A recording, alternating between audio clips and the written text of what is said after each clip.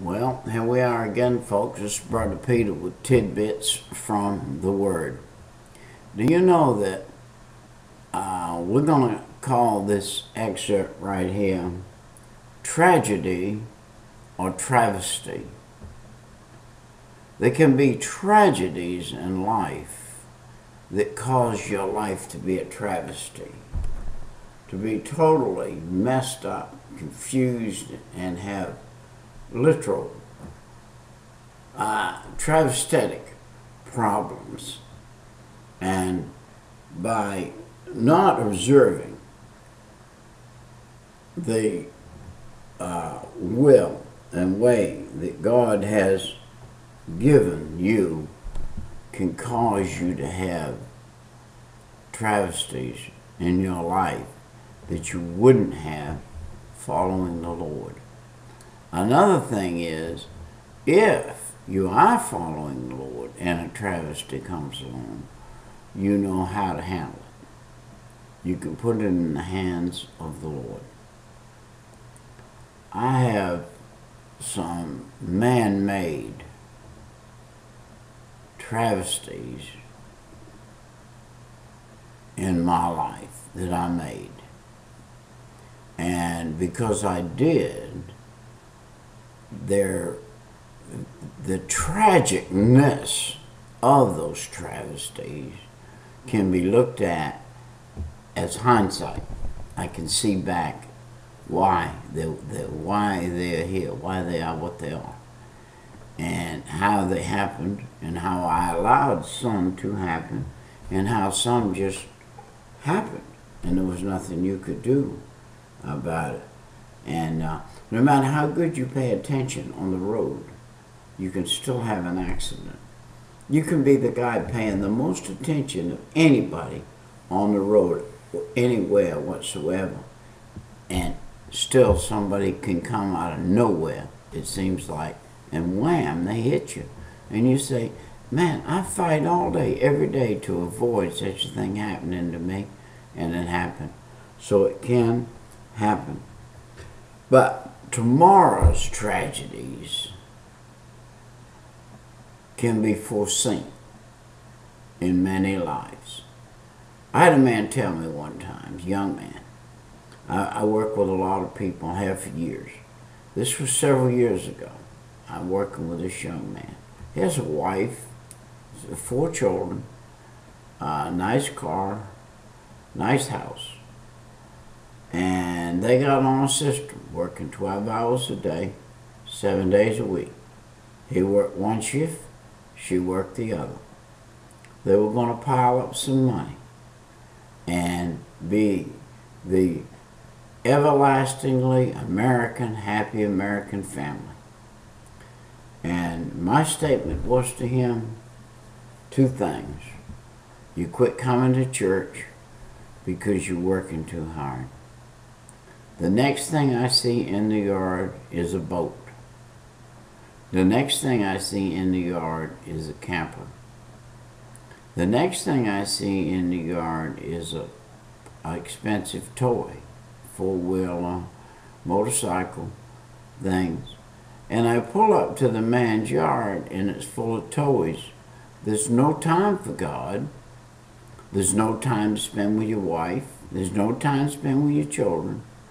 But what little time you have, the devil has put in your eyes that you need to fill it with some type of personal pleasure that personally fulfills you because you work to death, overworked, and you say, I deserve a few minutes. But I'm going to tell you what, if there's ever a bell or a whistle or a sign go off, it's when you start thinking only of yourself. You ought to hear that bell go off. If you got 4 children, your duty is to those children, not to yourself. By the way, when you fulfill the commission God gave you with your children, your precious time and good time will be the time you spend with your children. Do you know what love to a child is? To a child, love is T-I-M-E, time. Daddy spent time with me. Mama spent time with me. My biggest travesty in life, and we're talking about travesty, the tragicness of travesty, is that I have children that say to me, Dad, you worked too many hours. You did not spend quality time with us. And I didn't. It's a travesty, but I didn't.